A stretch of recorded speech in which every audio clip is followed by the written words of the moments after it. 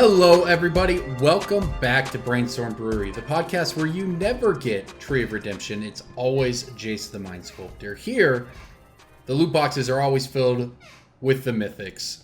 Welcome to the show, everyone. Masters 25. We have almost the entire spoiler list for it. We're going to talk about it tonight.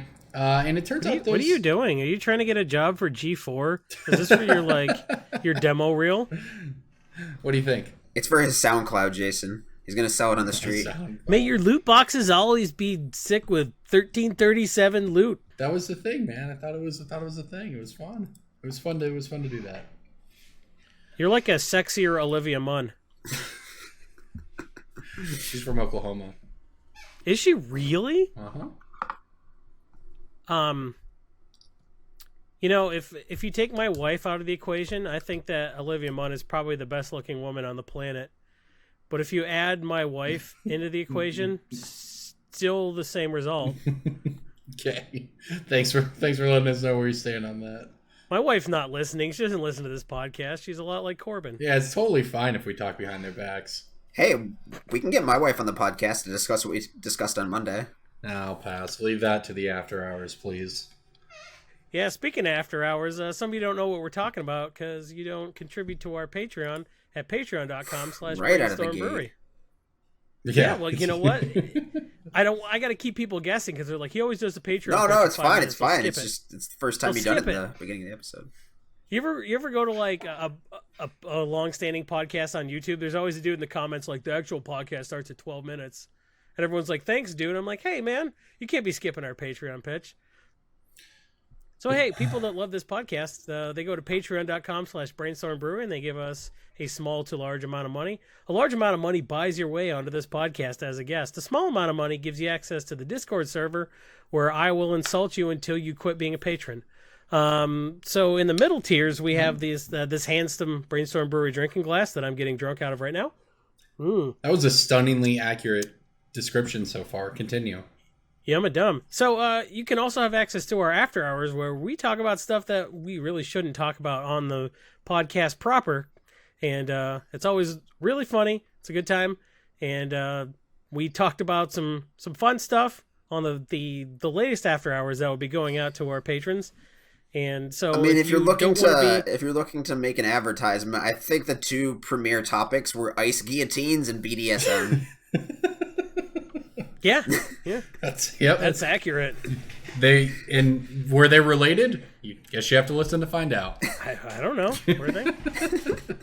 So hey, if you want to support this podcast for $0, what a great thing you could do is go to our Facebook page, Brainstorm Brewery. Just give us a like. We're gonna do a giveaway when we get to, I think, 2,000 likes on the Facebook page, and I think when we get to 1,500 subscribers. $1,500 on our YouTube. What's that? No, 1,500. $1,500. I think it was YouTube 2K. subscribers. I think it's 2K. Yeah, it's 2K for 2K. both. You know, whatever. We got a modest goal. I think we're gonna hit it. Iconic Masters box giveaway is the giveaway for 2,000. So go ahead and you go to our YouTube page.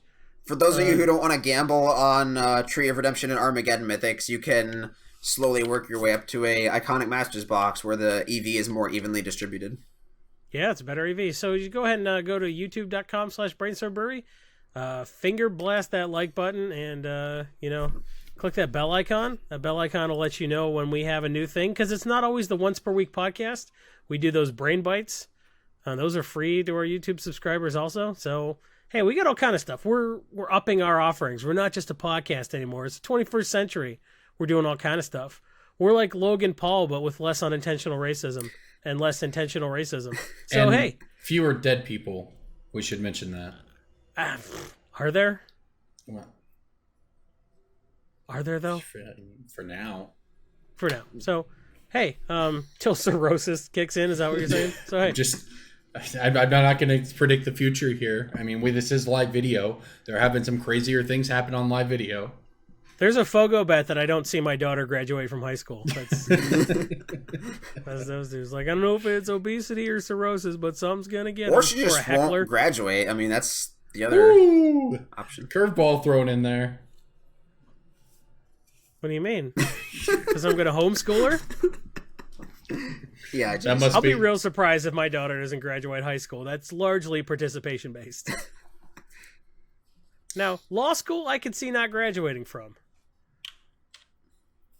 Wow. That got real personal. Hey, why don't we talk about Magic cards? You guys Anyways, with the Patreon page? Yep. So we're talking about... if you were a patron, you would actually... People have said, hey, I used to hate the Patreon pitch. Then I gave you money. Now I like it. It's my favorite part of the podcast. So if you give us money, you'll actually really enjoy the Patreon pitch. Is that how it works? So, Okay, yeah, sure. We'll go with that. so if you hate it, just give us money. Yep. I do think that is how it works, yes. Yeah. And that's science. Yeah. All right. We're going to talk about A25 tonight. Now, I know everyone wants to call it M25, but... Hey, why is it not M25? Yeah, well, just knock that one out up front. M25 will be the name of the core set that releases in summer of 2024. Isn't the name of that set like Magic Core 2019? What? Isn't that like the name of the actual set? If they release Magic Core 2019 in the summer of 2024, I'll be very surprised. Yes, I agree with Jason. Nothing for DJ. Okay. That's when we started having two different all right. conversations. That's when that happened. Yeah, the name of the set is Core Set 2019. Yes. However, the abbreviation is M19. Stands to reason that the abbreviation for the core set that comes out in the summer of 2024 will be called M25. That's assuming they keep doing core sets for 5 years and not like Jesus, going on and off about it. Yes. That is the assumption that Wizards of the Coast has made when they created the 3-letter set code that was A25. Yeah, they assume we'll still be playing Magic in 2025. When they repeal the reserve list in 2023, we're not going to be playing Magic in 2025. Yeah, God, then they'll really have messed up by naming this A25 and not M25. Right? But anyways, before we do that, let's break some bulk first. Before we devote the entire episode to talking about... You knew I wasn't ready. Breaking bulk time. Breaking bulk time. Break. Oh, yeah, breaking bulk. There's so much good stuff. It's a pick. Breaking bulk. The end. You knew I wasn't ready to break bulk. It's like, hey, Jason, you got a pick of the week? I'm like, I got a good pick of the week. You're like, great, we'll do breaking bulk first. We always pull do your breaking pants bulk down. first. Never ready. I got my picks of the week my breaking bulks are unguessable, I think, this week. Really? Yeah. Yeah. Tell us what 7-cent card you've chosen. Yeah, tell us what card from a 5-card cycle. No, this first one is a... It's from a 5-card cycle. One of them's Swamp, one of them's... You're a piece of shit. It's from a 10-card cycle this time. Great. Ooh. In Return to Ravnica. And I will say that it was not contained... You could not find these in booster packs. Cool. Is it? That's it? Yep. Oh, is it those planes? Nope. No, That's those not are a part from of a cycle. Dragons. That is from Those Dragon's are from Maze, and that was Dragon's only Maze. planes. Ugh. That was the weirdest promo. They're still like $1, though. Yep. Yeah, I agree. Just a weird promo. Which means I haven't lost any money from when I bought them for $1. It's True. also like one of the Inflation does not only exist. basic lands drawn by Eric Deschamps. So it's not in booster. So it was only in the guild packs then. Yep. And it was some sort of. Oh, it was some guild thing, right? I don't Yep. remember this crap. Was it the guild letter? It's not the guild letter. You're close. Is it the guild spin down? Nope.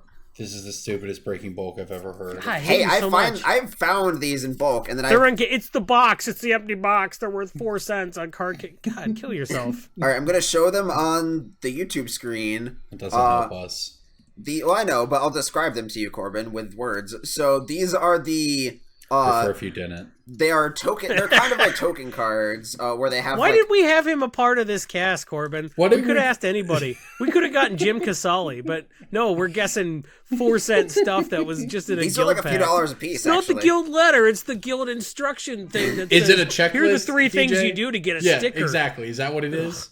Well, they are basically tokens, but instead of like an actual like rat token or whatever, it just has the colors and symbol of the guild on it. So like they made one for every guild pack where when you went to the Return of Ravnica or Gatecrash pre-release, you would get your guild little token thing. And they're the same size as Magic cards. They're used with the same card stock as tokens. They have like the advertisement on the back of them, but these are actually worth like a couple dollars a piece, just because people buy them and use them for like deck dividers, or just like they collect their favorite one for the guild. They tape it to the front of their binder, whatever. But I've actually sold these on eBay before, and I've buy listed them to vendors at GPs. Interesting. You know what? I had actually... Okay, you know what? Hey, as much shit as we gave you, it's worth knowing that that's not trash. Yeah, like, I think that other people will pick these out and, like, just throw them away, or put them in with their bulk tokens, or, like, just get rid of them or whatever, or just keep the one for their own personal guild. But all of these are worth money. You just need to find the right person to buy them. And I mean, like, they're not going to be super common. It's not like you find these as often as Gutter Snipes or Lingering Souls. I mean, RTR block bulk is kind of boring as it is, but if you happen to find these little guild token things, they are absolutely worth pulling out of bulk. I had actually forgot that when you went to an RTR pre-release, you chose a guild and got a pre-release kit for that guild. So everyone just chose the best ones, and then if you hadn't signed up early enough, you got stuck with the shit ones. Well, I went to some ones where there was like just given out randomly. It's like, you're Azorius. That's better. That's better, yeah. Also, if I remember right, Izzet was in Gatecrash, right? Izzet was in Return to Ravnica. Whatever. Because I had Goblin Electromancer, and you could cast it with Sphinx Revelation and Limited. Anyways, so isn't the point, like, didn't the pre-release promos then weren't random either, were they? No, every pre-release promo was the same. So Izzet got Hypersonic Dragon, Golgari got Corpse Jack Menace, Rakdos got the Demon Horse Carnival Hellsteed, Selesnya got the land that turns into a token. Which was broken. Yeah, it was pretty good limited. It actually ruined, like, that pre-release. Well, Archon of the Triumvirate was pretty brutal too. That was kind of hard to beat. The issue isn't that the cards, the previews, the pre-release cards weren't equally powerful or whatever, because they kind of were. Like, they were all good, right? The problem is that when you're actually playing a game of Magic, there's a fundamental difference between your bomb being a land and your bomb being a card that takes up a slot in your deck. So, like, all the other guilds, you had 23 lands and 17 Magic cards, one of which was a bomb. In Selesnya, you had 23 lands, 17 Magic cards, and one of your lands was a bomb. So the actual, like, threat density of your Corbin, deck. You mean 17 lands were one of them? You mean vice versa? Yeah. I do mean that vice versa. That's correct. The other issue with Selesnya and that pre-release was that you had a higher chance in your guild pack to get your guild leader at Mythic. So, like, Selesnya had a higher chance to get Tristani, which had higher synergy with the land. Why is that true? Because, what do you mean, why is that true? Like, they just put more Tristanis in there than... I mean, well, you had a higher chance to get your guild leader. So, like, Tristani had a better, like, synergy with the... Right. As opposed to, is it, like, getting whatever and just having Hypersonic Dragon anyways? Correct. Like, Tristani was busted with the land because you just keep making 8/8s and gaining 8 life. Well, not to mention the entire mechanic was populate. So, like, you just make the thing at the end of their turn. Yeah. I lost to, like, 2 Selesnya decks solely because of that land, and just so stupid because they just got to have one more power. They got to have one more bomb in their deck than everyone else did, or one more card that did things. It was just dumb. Anyways, rant over. Return to Ravnica sucked.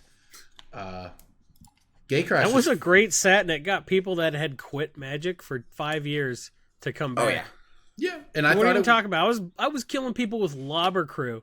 You know what a boner you get from murdering people with Lobber Crew? The biggest. I mulliganed down to 3 cards, and one of them was Rat Pack, and I won that game. That was an amazing time to play Magic. You're just salty. Stop being wrong. I'm salty, but I'm not wrong. Also, I do think it was cool how they did 3 RTR packs to draft, then 3 Gatecrash, then 1 of each. That was a new thing at the time, because at the time they were still experimenting with ways to make draft interesting for full blocks. That was pretty cool. And I did like Gatecrash drafting black-white, don't do anything. You just had a bunch of walls and killed people with Extort. You never had to attack. That was fun. But just overall, that block was eh. And then they top it off with Dragon's Maze. So that was a thing. That was the thing. All right, so my second Breaking Bulk pick. God. Oh, would you stop? And I'm not going to make you guys guess this one because I understand that it might be a little difficult. Because we can't. Because it's unguessable. Okay. It's page 37 of the book Arena from 1996 that you tore out and you could send it in for a free Stewards of Estark. That page, even though you can't redeem it anymore since 1997, is worth $1.55 on eBay. Would you have guessed that? I'm sorry for yelling. I raised my voice. Arena's a good book. It's got sex in it, so that was cool. For a 12-year-old, I'm like, I like Magic the Gathering. It's a wholesome game. And they're like, then they were banging. And I was like, oh, shoot. Thanks, Arena. Wow. It made me want to be a real wizard even more, because I was like, even real wizards get tail? That's amazing. Jason, DJ, go. What's your stupid card? Freyalius' token from both the Commander 2014 set and the Commander Anthology. Freyalius makes 1/1 elf druids that tap for mana, so she essentially makes Llanowar elves without the name. Elvish mystics. Sure.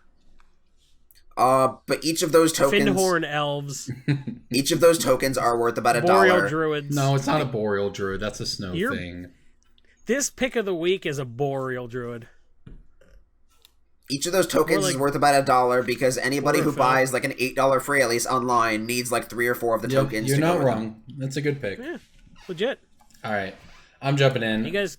Oh, yeah, go ahead. I said I wasn't ready, but I was ready like right away because this is an easy segment. I have a colorless card, artifact card from Iconic Masters.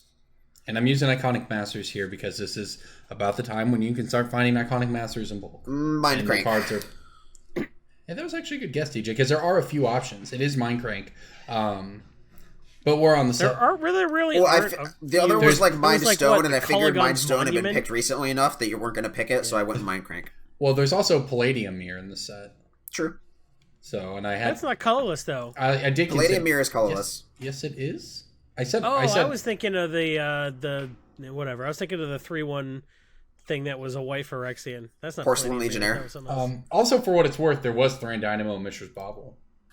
Yeah, but I don't think we count You're not gonna get those in bulk. Hey, you know what's a good break in bulk pick when you got an $8 card in there? They're only $4. But anyways, you know we get those in bulk. It does happen. But anyways, It is Mindcrank. It used to be a couple dollars, I think. For those who don't know, Mindcrank, the 2-mana artifact, when an opponent loses life, they put that many cards from their library into their graveyard. Forms an infinite combo with a quested up Blood Chief Ascension. Because that is whenever a player... Or Duskmantle Guildmage. Or Duskmantle Guildmage. Yes, I believe that is true. Yeah. So that's a combo. It used to be worth a couple bucks, but now it was an uncommon in Iconic Masters, and there's a bunch of them, so it's 50 cents. But it's it's going to continue probably climbing over the next couple years, etc. It's still a pick. So there you go, Mindcrank. Jason, you ready? I have an SOI pick. Interesting. Indulgent Aristocrat. There's it is a black enchantment. Yeah, there's actually a handful of... Is it called the Bloodline? No. It's an uncommon black enchantment from Shadows. Is it the Skulk one? Yeah. Behind the scenes. Yep. It's a Your black creatures white have card, Skulk, right? and then you and you can pump it. Yeah. So you for 5 mana, your creatures get 1/1. It's real good in going wide. Your creatures have Skulk, and then you get them through unblocked. Remind people what Skulk is, because they don't know. They can't be blocked by creatures with greater power. They have Kithkin Shroud, right? What? Wasn't that Kithkin It Shroud? was on... I don't know if that's the thing. It was on Miss something Skulk. It was on like one Kithkin, and it was like, this creature can't be Amber blocked by a Kithkin power 3 or greater. from Legends. Yeah, no, it's been on several. Yeah, dude. Like Something if you're going Skulk wide, is what it's actually named off of in like Shadow. You got like 1/1s coming in. They're like, I can't block your 1/1s, and then for a mere 15 mana, you can make those 4/4s and kill them. This is actually on buy list for a good number. Yeah. Interesting. I mean, 15 cents. No, that's actually really good because it's not that expensive. But that's good. I've gotten to know. dimes for those before. I've only started picking those recently in the past like 6 months, but I've gotten dimes for them. Sometimes they're not on BioList, but like it's just a card that you'll always find, right? Because like you'll go through SOI book and you'll have like, oh, Duskwatch Recruiter's not in here, or like Fiery Temper's not in here. But yeah, like behind the scenes and Indulgent Aristocrat are like the 2 big ones that get left in there. I did not. But I mean, like Doran, Alessia, Marchesa, Ikra Shadiki, Saskia. This card has weird. All those go wide decks, they want to run that. This card has weird art. And some too. of the decks where you just want an enchantment out that does something non-trivial, like Zur and Daxos, and even Edgar Markov. Like, those are all pretty popular decks right now. So, like, a lot of decks want this, and I think that's, pretty soon we're going to be seeing this for 25, 50 cents on a buy list when it's a few years out, just because everybody's got these now in their bulk, and they're just, like, send them to the buy list, but pretty soon you're not going to have all those copies to backfill the demand. And I think the demand's there. Quick quiz. What is the most expensive common or uncommon in Shadows over Innistrad? There's exactly one card in the set that is not a rare or mythic that is more than $1. What do you think it is? You're not going to get it, but what do you think it is? That is more than $1. Literally, Duskwatch Recruiter is 90 cents. It's the second most expensive. No, I know. I don't know. This shocked me. I looked this up because I just now, as you're talking about it, because I actually drafted Shadows over Innistrad at the Pro Tour a couple months ago for the first time since it had been out. It was actually pretty fun. I think it was actually a good set. I know people didn't think it lived up to original Innistrad or whatever, but I thought, like, it had some cool stuff. Investigate was really cool. It's the token, right? Like the black white one. It is the human cleric. Yeah, token. it's I forget what card it makes it. It's like the cult leader. It's like the cult leader in Westvale Abbey. Flips. Yeah, no, it's the thing that flips. The Westvale Abbey. No, that token's worth more than Olivia. It might be Wes. Well, they both. Oh, he said not rare or mythic. Yeah, but Olivia's like $1.40. You're telling me there's a token worth more than Olivia? Market price on this token is $1.50. Great. Well, it's like Westvale Abbey. It makes like black white tokens, doesn't it? And then there's like the. I was thinking it was Handwear Militia Captain. Yeah. There's like I think they both make the same token. I see. Well, that explains it. No, wait, no, it doesn't. It really doesn't. That's crazy. Yeah, that really is crazy, actually. I just looked it up because you had a pick from that, and I thought that set was just trash, but for the most part, it is. Well, SOA is kind of trash, but if you're talking about a card that's like 25 cents retail that's buy listing for 15. No, but that token's always been worth money. It was like less than $1 when SOI wasn't standard, but it's Handwear like Militia Captain. You know what's crazy about tokens being worth money? That's the only card you're allowed to proxy. So the market price on Handwear Militia Captain is $1.50, or I'm sorry, is 50 cents. Westvale Abbey market price is $2.50, and the token is $1.50. That's insane. You know what the best part about paying $1.50 for this token is? When you're playing on camera, SCG will take your $1.50 token away from you and give you an SCG token. That's the best part about paying money for tokens. Yeah, it's pretty funny, actually. Westvale Abbey's a sweet like, card, no. by the way. Oh, no, we got you. Westvale Abbey's a really cool card. That doesn't mean that if you are playing in an SCG Open, you shouldn't try to use your Brainstorm Brewery tokens. You still should. That's a good for that minuscule amount of viewership experience, you should definitely try to use your BSB tokens on SCG coverage. And your BSB playmat. Agreed. Let's be honest. Yep. And then be really mean to them when they try to not let you do it. Yeah. Make a scene. Make like the other games that are doing coverage, like swivel. Yeah, camera. don't get angry behind the scenes, but get angry in front of the scenes. Yeah. Too many people are angry behind the scenes. It's like, no, you need to cause a scene. You need to go viral. You don't need to give yourself skulk. You just need to. Yeah, we got it. Okay. Don't give yourself skulk.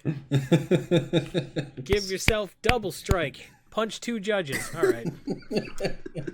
We do not advocate punching of judges. Unless it's Jeff Foster. Hit him in the face. No, I like Jeff. He was just the first Shout out judge to I Jeff. thought of. I guess.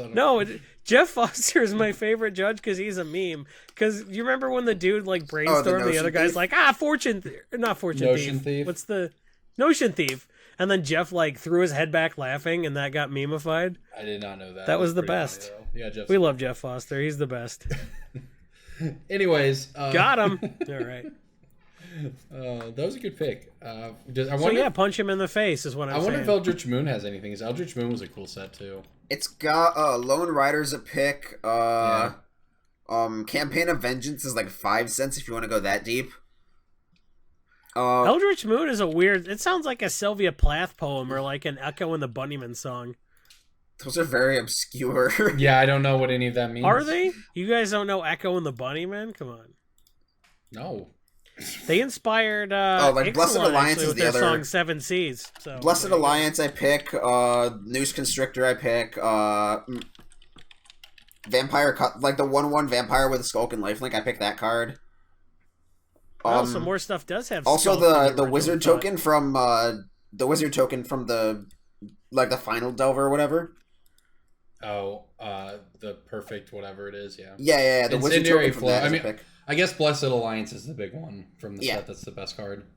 There's not a lot here, though. Not a lot at all. If you go to Dawn Glare and check out Shadows over Innistrad, then you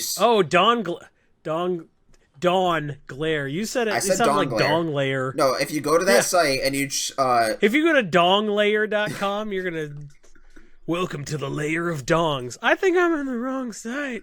No, you're on the right site.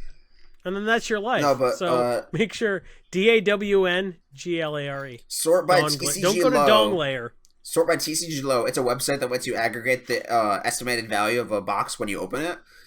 Sort by TCG Low, and then check out Shadows over Innistrad. The site only uses $1 and up rares to calculate expected values, so it doesn't factor in all the bulk rares or crap you get. Shadows over Innistrad has a expected Vox value of $10 TCG Low.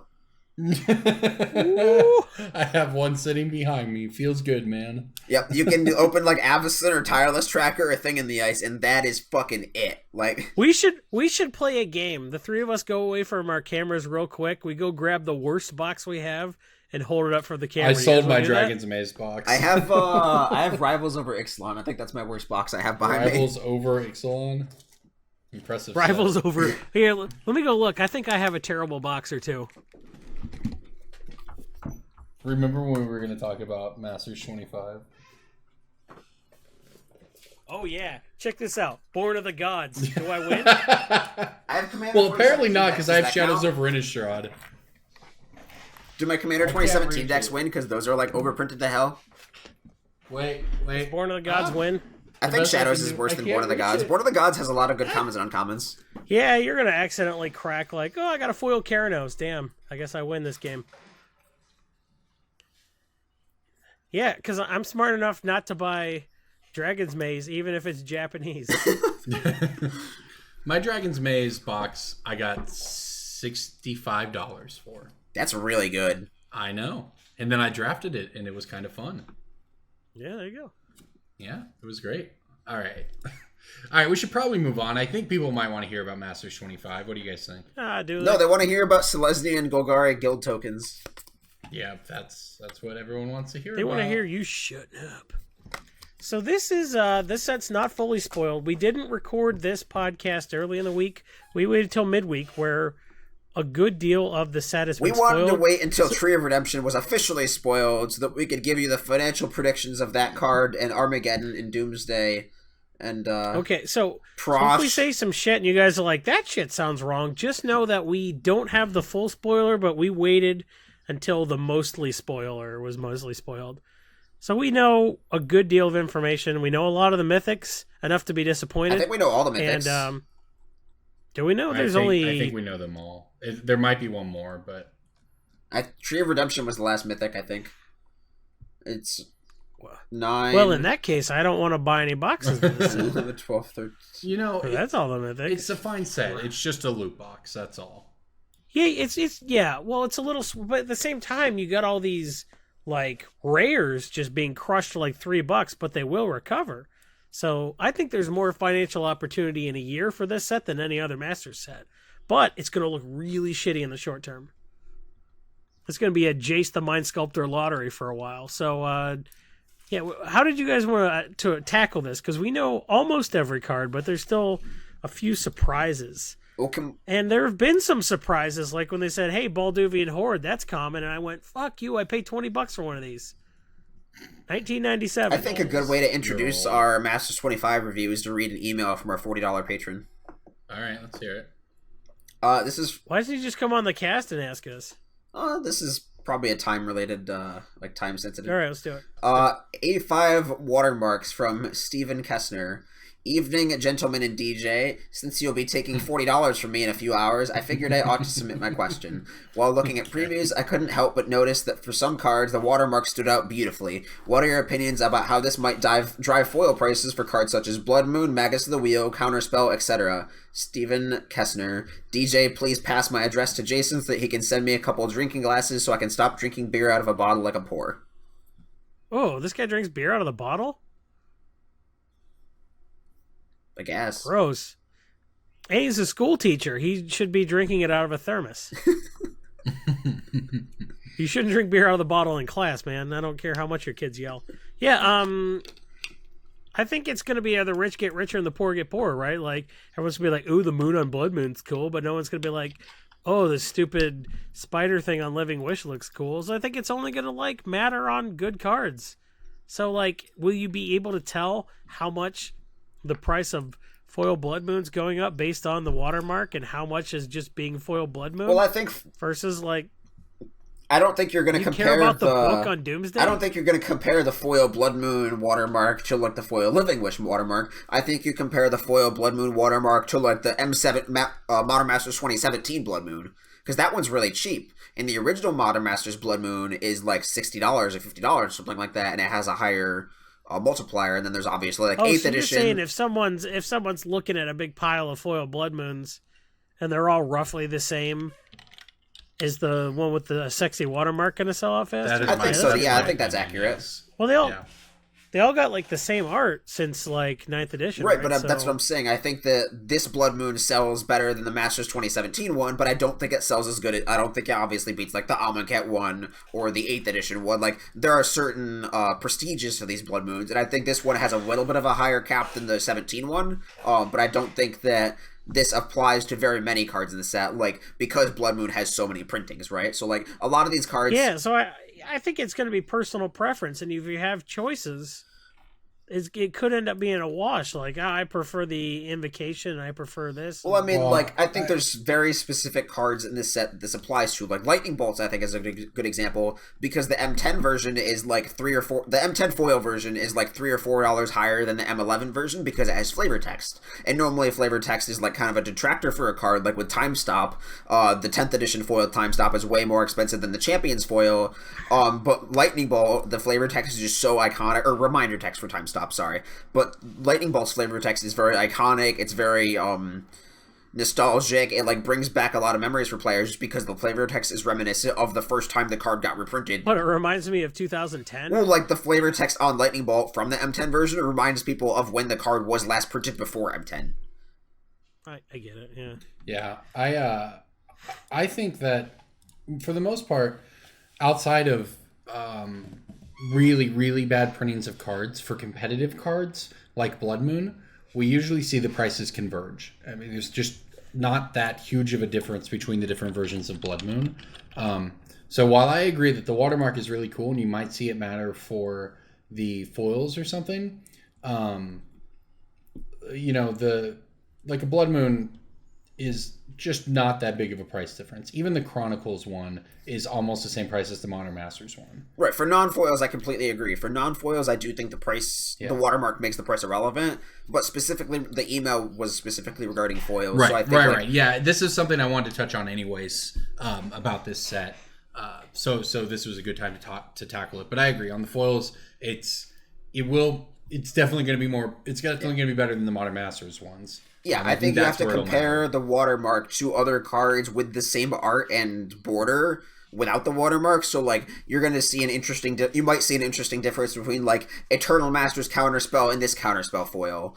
Eternal Master's Counterspell is only, like, $4 or $5. Maybe this one gets a couple more dollars because people like the M on it. Because especially for cube cards. Right, exactly. Like, Brainstorm is, I think, a card that could have an interesting foil multiplier, but again, that has new art, so you can't really determine whether the price difference is because of the art or the border or the watermark, or, like, it's just harder. So I think the only cards you can really compare it with are the foils that have a identical art, identical border, and then just, like, yes or no watermark. Right. Yeah. I think the art matters a lot, too. No, the art matters. I'm just saying I don't think you can... but, like, you got the Red Elemental Blast with the dude throwing up the shocker, and I think that is going to be a thing that people like. You know, same reason people bought French Delay. I think they're gonna be like, dude, that dude's he's not only blowing up a blue permanent, he's throwing up the shocker. That's tight. So Yep, that might be a thing. I think that people definitely do. that's going to be the art to get on Red Elemental Blast, right? Personal preference, I guess. I think everyone's going to prefer that. Who wouldn't? All right, so let's talk about. There's one thing about the set that stood out to me, and we really saw this. Reef Worm. You thought Reef Worm should have been mythic. Yeah, I get that's it. right. I understand. Good point. With Iconic Masters, we saw a bunch of cards that were expensive when the set came out, but died to a large extent. You know, Grove, Horizon Canopy, and there was a lot of that set out there. But we talked a lot about the cards that were just expensive due to their scarcity, as opposed to cards that were good because they were played. And it seemed like the big ones, the big chase ones for Iconic Masters, or I believe that was the set. There's too many Super Master sets now, but they were largely scarcity based prices. This set is a complete mix, and so I think we're going to see wildly different behavior between something like Imperial Recruiter or like Bridge or Chalice. Right. Exactly. Yeah. So an Imperial Recruiter might fall into those that category. I mean, something like Jace and Port and some of the Vidalian Click, Blood Moon, those type of things. I mean, those are unlikely to drop as much as something like the cards were just expensive because they didn't really exist. And in some ways, the filter lands sort of fall into that. They're not actually played in Modern for the most part. They're great in Commander, but that's it. It's just a cycle of rare lands.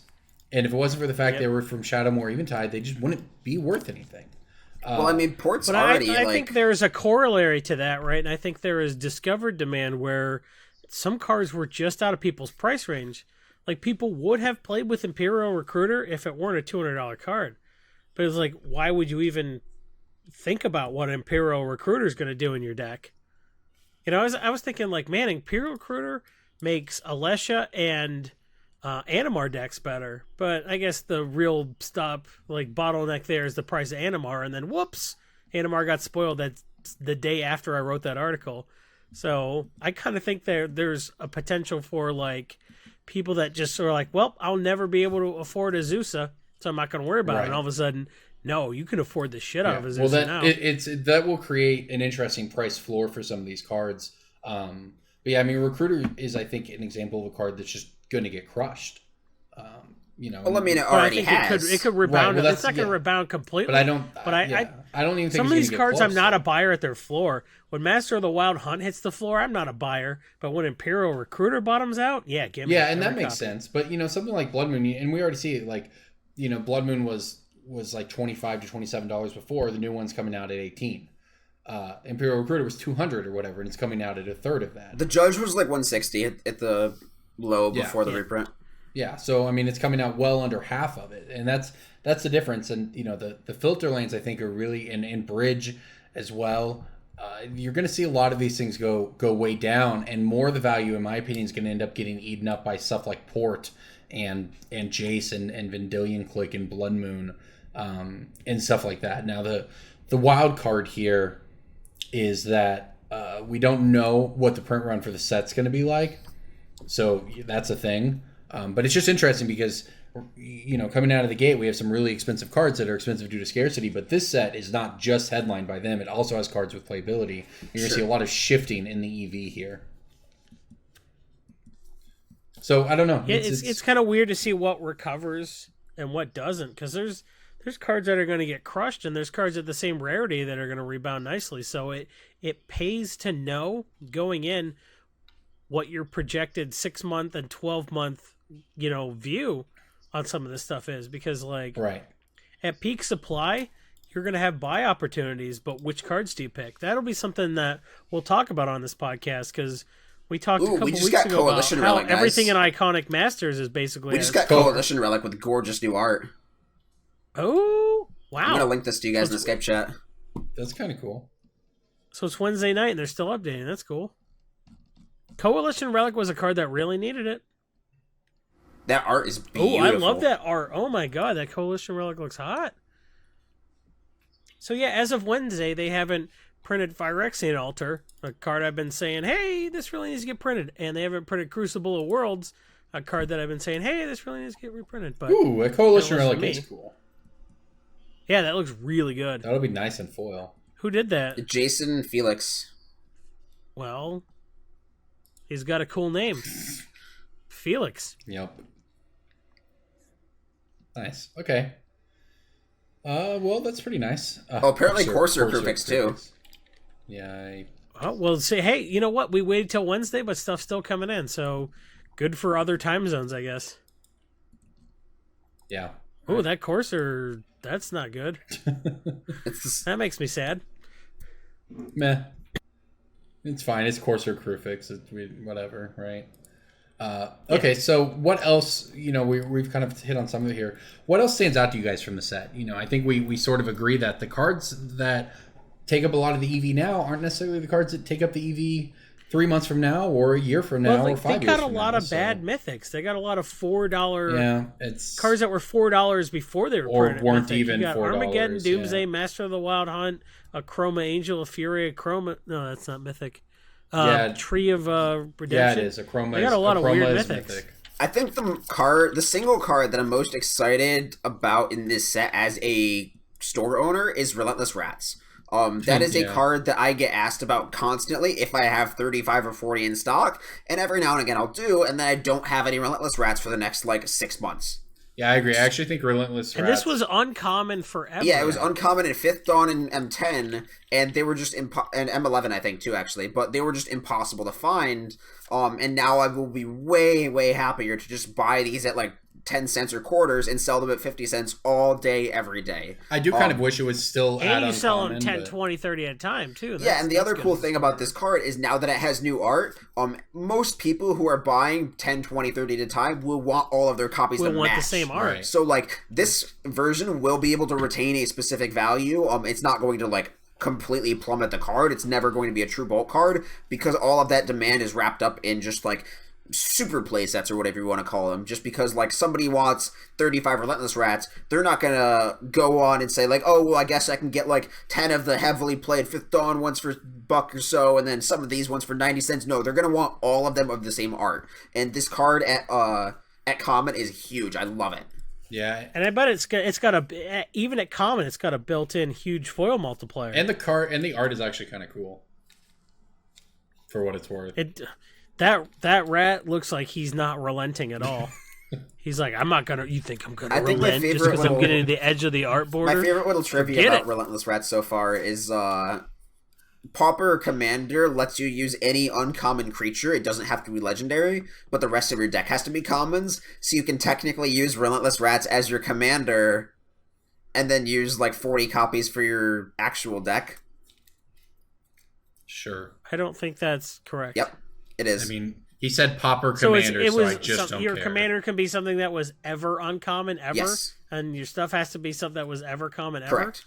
That's this. Wow, that'll be good for all the fucking Pauper Commander I play. Good. Terrible... That's a big part of my life. I mean, it's funny. It is kind of funny, I guess.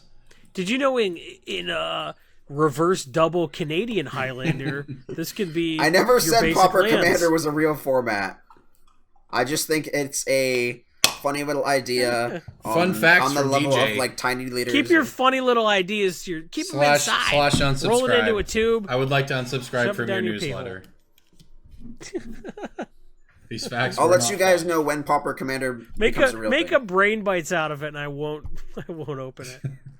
I am also very excited about Relentless Rats. So DJ, that's a great point. I'd kind of forgotten about that card. I wish it was uncommon though, just simply for the fact that in this day and age of infinite reprints, going through bulk is not as exciting as it used to be, right? It's still fine, and you still enjoy it, and you still make money, but you don't get as many oh yeah, this is this is a $3 card or $4 card uncommon. This is actually $2 that I just pulled out. Oh, there's a playset. That's $8. That's like lunch or whatever, right? And it's a really cool thing. Now, when there's just so many reprints, it's Corbin knows exactly how much lunch costs because he goes to Chipotle. Correct. $8.64. Got it. Had it about. Oh, that's sad. Had it about 3 hours ago. That's. Oh.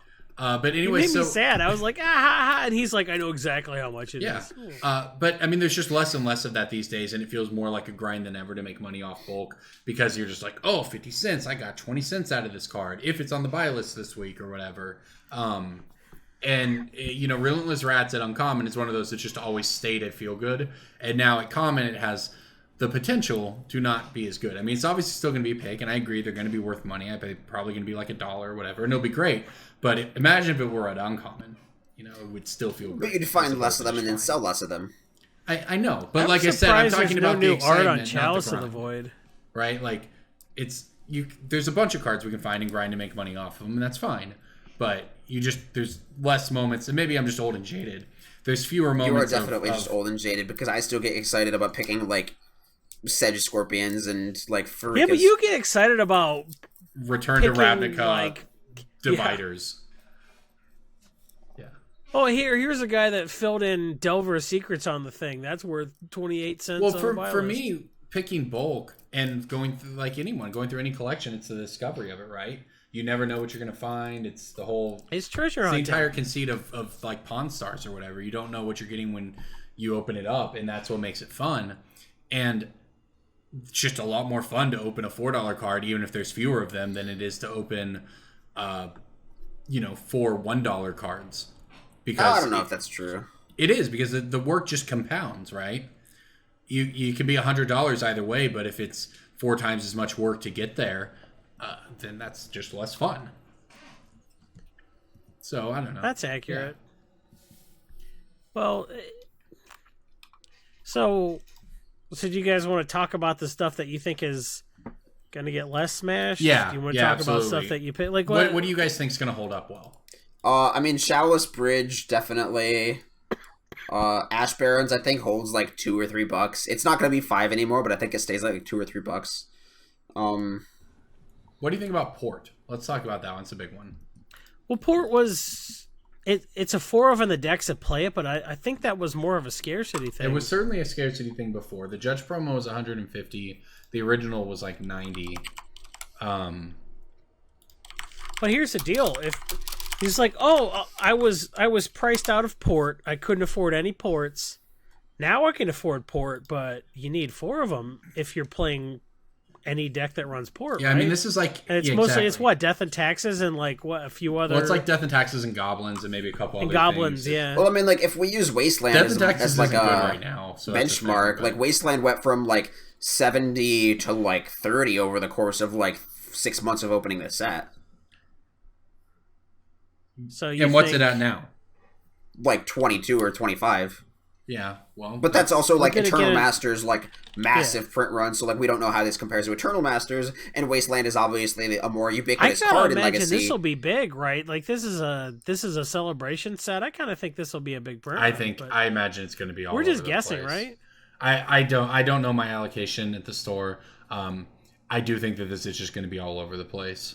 I know my allocation at the store, and it is similar to the Iconic Masters print run for LGSs, but I don't know what the print run looks like for big box stores or I have to places imagine it's the same, man. Like, yeah, they're going to blow it out everywhere. It's celebrations. Oh, well, maybe I say that. You know, there's the interesting thing where you, on the one hand, want to celebrate 25 years, but on the other hand, you don't want to remind people that your game is 25 years old because it makes it very imposing for new people to get in when they're 25 years behind. And you don't want to completely smash Vendilion Click into powder. Yeah, I mean, You kind of want some of these cards to be...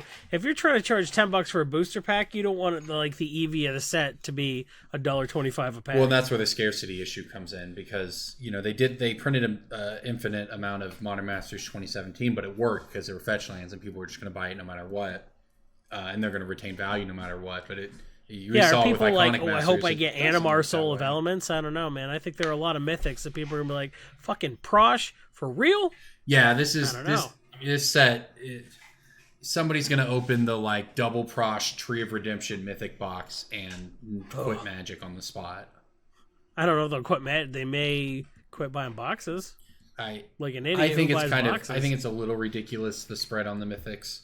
Yeah, I'm normally a pretty big fan of like Wizards knows exactly what they're doing when it comes to mythic and rare distribution, but like Prosh and Tree of Redemption are like even a Chroma and like Doomsday I can Armageddon? a Chroma and Doomsday I can get because they're like iconic to such a degree, but like Prosh and Tree of Redemption really. I think Armageddon was defensible. I don't know. Is Tree of Redemption really worse than Lord of the Pit?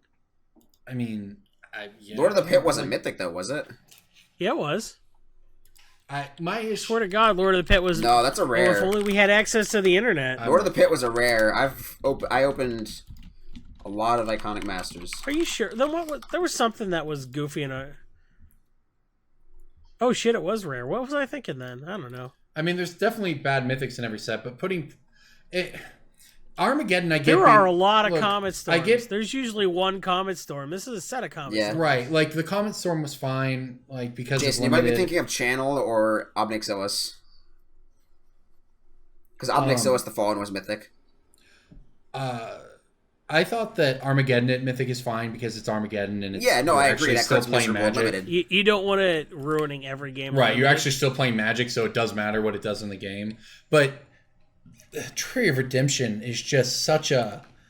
It's just so that unnecessary. seems like a card that could just easily be rare. There's no reason for that to. Well, right. It wasn't in the set at all. Who exactly. Shits about exactly. No, Why I can't that be? Agree. You couldn't find a green mythic. Why couldn't that? That's on have par been, with Master of the Wild Hunt and Power Even level? if you're not going to do doubling season, that could have been like on Genesis Wave or something, right? No, like, Genesis Wave can't be mythic. Yeah, you're right. But it was literally just an iconic masters. Yeah, you're right. But like something on that level, right? Why wasn't it Parallel Lives for Christ's sake? Like Craterhoof Behemoth. Yeah, like, but the thing is, even if they're aiming for a specific price Seedborn point, like Azusa could have been mythic, and I think everybody would have been okay with that. Yeah, exactly. Yeah. That's exactly right. Vigor. But you're right. No, you're right. You don't even need to do a different card. You just make like Sylvan Library or like Oracle of Moldiah, like anything. Oh shit! Yeah, Worldly Tutor. Oracle of Moldiah is a card that needed a. Well, the thing is, they can only put so much money. The idea is that they can only put so much money into it because they do consider these things, right? They want them to be able to get to people. They don't want the boxes to be worth $400 and then everyone's selling them at more than MSRP and no one can get them, etc. So I get why there have to be expensive chase cards and cards that aren't as expensive, but there is such a better degree of that than Tree of freaking Redemption. Any of these cards we've named, it doesn't need to be. Is that really the one? It doesn't need to be a $20 or $30 card. It could have been a $10 card, right? It's just almost insulting. Prosh was like a $3 card. Yeah, it just creates so many. Gisela had been printed a bunch. Gisela was $8. She was getting up there. She was reclimbing. I actually went pretty deep on Gisela's after the last reprint. Yeah, why wouldn't you? Did you get out? But it's just I don't know. It just creates the loot box feel to the set. And I don't like. I know that there's going to be some $100 mythics. There's going to be some Jace or a Bridge or a Blood Moon or there's going to be some $10 mythics, but the dollar mythics is just insulting. Anyways, all right. What else about the set do we want to talk about? Well, a dollar mythic feels really bad in a set with $7 rares. Also, yeah, it's just horrible. But hey, the set. Who's buying packs of this? I think this set mostly gets drafted, right, and then gets forgotten. I will say I'm not disappointed with the set overall. I'm disappointed by. I'm nitpicking here because it creates a really big feel bad for people. The distribution's a little. I'm pretty happy with the set as a whole with what we've seen, and I doubt we get. This actually looks like it'll be fun to draft, and I think they left in some really dumb stuff. Like you can get Flash Hulk. But what do you get? That's iconic. That I believe it won a Pro Tour. It at least dominated a weekend and then got banned. You can Flash Hulk into your Tree of Redemption, and then you got him. That's actually probably you can end up with Force of Analions or something stupid like that. Yeah. Like this is you can end up with Balduvian Horde, multiple Balduvian. You know what you had to do in my day to get a Balduvian Horde? You had to get a $20 gift card from your dad, and you had to buy a Balduvian Horde. And then your brother's like, I'm not buying one card for $20. And he bought a bunch of Tempest decks. And you're like, psh, good luck with Alurin. Like, that'll ever be worth money. And then you look real dumb 20 years later. Yeah, right. Is that what you do? So we'll see. It's going to be interesting. They do just me. They make these things more ready to draft. It is definitely just you. But yeah, they do keep draft in mind. So I think it'll probably be pretty fun to play. They balance these sets pretty well. All right. Anything else you guys want to touch on with the set? Nope. All right. All right, let's do pick of the week then. Pick of the week. That's what we did. We Pick waited of the 2 extra week. days, and all we talked about was like how much we hate the mythics. No, we talked a lot didn't about it. know that we had tree redemption yet. Yeah, this Holy is the moly. most Good thing important we hit development refresh. possible. Hey, you know what? I like. There's some stuff that we're gonna have in foil for the first time ever, right? Yes, and that's the thing with Prosh, I believe, right? And Animar. That's why those are mythic. I mean, Prosh could have been rare. Prosh could have been rare, but Yeah, the reason that- it was mythic is because it's a first time foil. That I don't like. That's that so. reason. It's so clunky and limited. It's like, how much did I pay for it? Oh, right, the only amount of mana I'm ever allowed I mean, to yeah, pay. it's weird, but I'm pretty sure the first time mythic thing, the first time foil thing, is the reason why it's mythic. Like they're just trying to create another chase card, right? And that will be a foil Prosh, because that will be expensive. I mean, it's Wednesday. There is a possibility that food chain's in the set. It's getting lower. And it would be at a I lower think rare there's so than many cards Tree that of needed printed in fucking this set, and Redemption. the fact that they're printing stuff that they've printed a lot, like they've printed Decree of Justice a lot, right? Yeah, this is like Niv Like- Mizzet the Firemind's 18th printing. Yeah. Do you really need to? You need another Jalera. You need to reprint Conflux just after it was in a set. Good You need old another Vindicate, Raric Thar? like right around the corner. Yeah. Oh, good. Yeah, that'll bring Vindicate from $6 to $2. Who gives a shit? Like, there's so many cards that need reprinting so bad that I thought would be in this set. I was like, Crucible of Worlds, 100% is in Iconic Masters 25. So now it's sort of like, oh, shit. I mean, it'll be somewhere. I mean, that's the thing, though. We can always say that about everything. Like, Yeah. there's always going to be something that, and that's why Magic works, is because there's always something to look forward to in the next set. All right? There's always I mean, next in year. the case of shit like Phyrexian Altar, it's like, yeah, look forward to a $75 card that's not even on the reserve list. So neat.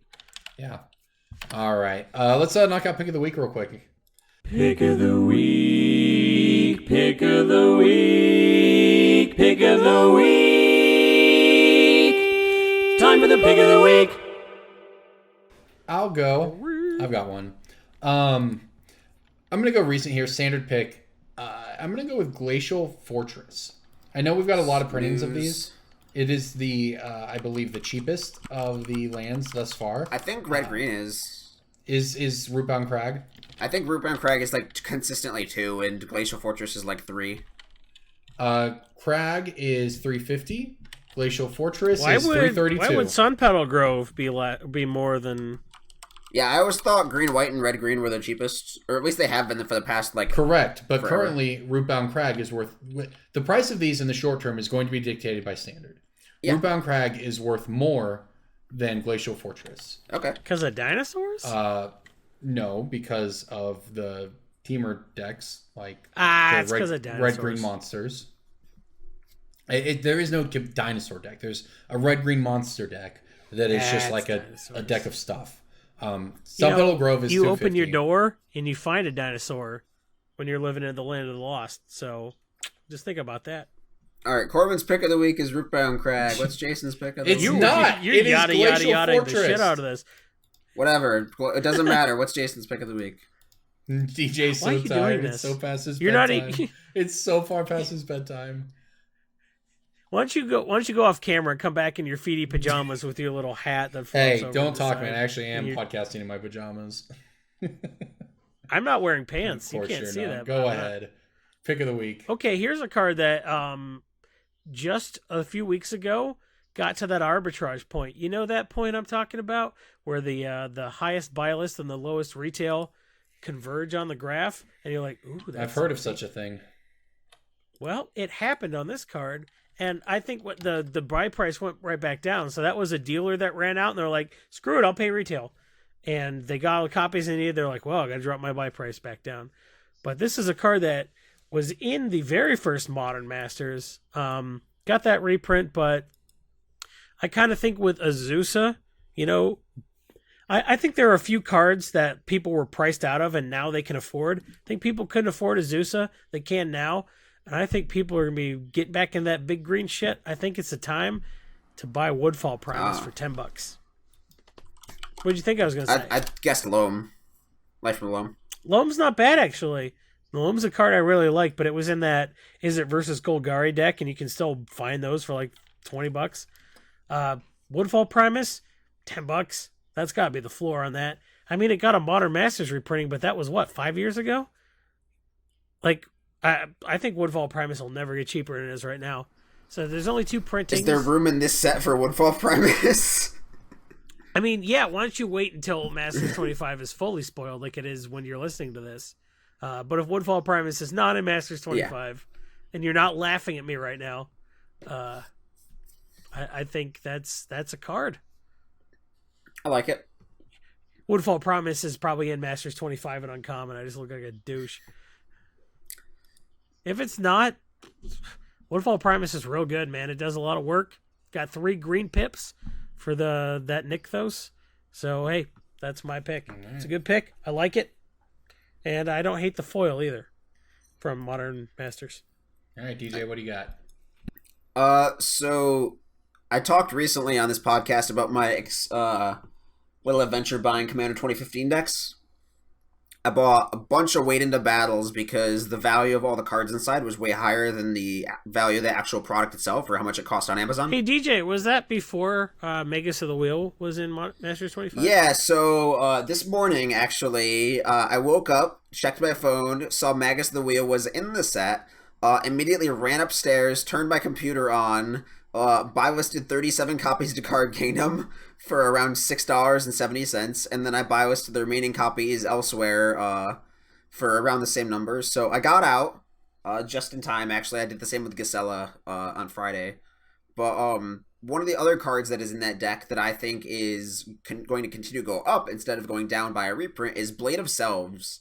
So, oh God, that card's so good. Yeah, Blade of Selves is currently $11. It started out like $6. I mean, it started out at like 20 or whatever, and then like it dropped. It started out at $1. Yeah, I mean, it's price been on a that roller was coaster, $1. but I was like, in recent memory, it has been like $4 or $5, like 6-7 months ago. And it has just steadily climbed over the course of that time period. And Myriad is a really hard keyword to reprint unless you're getting like into Judge foils or like some maybe like another commander deck. I don't think it's going to be. It's basically a commander deck, right? You're not going to print Myriad in a 1v1 Yeah, set. exactly. And dude, imagine putting Blade of Selves on a Woodfall Primus. Well, like one of the main avenues that they've been using for these reprints for Commander products is the Commander Anthology. And I don't think that the Gisela deck gets reprinted this time. They did Marin from C15 last Commander Anthology. But the Wade into Battle deck is just the worst one out of the box. It's not a good precon to play with out of the box because the synergy of its parts is just really bad and clunky, even though the deck has really good cards in it, like Blade of Selves, Fiery Confluence, Ursus Incubator, just all these insane cards. An Incubator is just a card that, like, at the time, is just like, well, this reprint's going to pull its pants down. They went, just kidding, we are balls deep on Tribal a year later, but nobody knew that. And, like, I listed a lot of my Blade of Selves and Fiery Confluence and all these other cards, like Lightning Greaves, Command Tower. I listed all these on my store online, and Blade of Selves is just consistently the one that's selling out the most all the time. I just sell these one at a time. Person buys one copy, some Command Towers, a Lightning Greaves here and there. But, like, I just keep selling out a Blade of Selves, and that card, I think, is going to hit 15 before it hits anything else. Is Thought Vessel in that deck? Thought Vessel is in every C15 deck. Nice. Yep. All right. There you go. I bought a bunch of Wade into Battles, but I haven't even cracked them yet, so I eat dicks. Yeah, it's a good pick. It's a good commander mechanic. I'm also tired, everyone. Let's get out of here. Anything else you guys want to say before we go? Brainstorm Brewery, patreon.com/Brainstorm Brewery, YouTube.com. $1,500 gets everyone to eat a chip. That is very spicy, I hear. Please don't. Yeah, when we get to $1,500 on the Patreon, please no. We are doing the what? Please yeah, the one chip challenge. If you guys haven't heard don't of give this, money to us. More importantly, it's a chip made with like a super hot pepper. Yeah, more importantly, and it's not the Scoville rating on the chip isn't as high as the Scoville rating on the pepper. So like, how could it be? So it's like it's pretty reasonable. It's like eating a Scotch bonnet pepper, but like these guys are just like, no. The important thing is that you can destroy DJ and make him do something he does not want to do. And I am the guy that walks into the Mexican restaurant and is like, "Hey, can I get the mildest sauce possible?" Like I am not about spicy. They give him ketchup with onions. Basically, yeah. I can't wait. I hope we make it. Anyways, everyone, This is Brainstorm Brewery. Thank you for listening. Enjoy your master's product. I guess it probably won't come out for another week or so anyways, but hope you learned a little bit about the set tonight. God, I can't talk. It's too late, man. Thanks for listening, everybody. We'll see you next week. We did what we were supposed to do. We did a whole episode, so what do you want from us?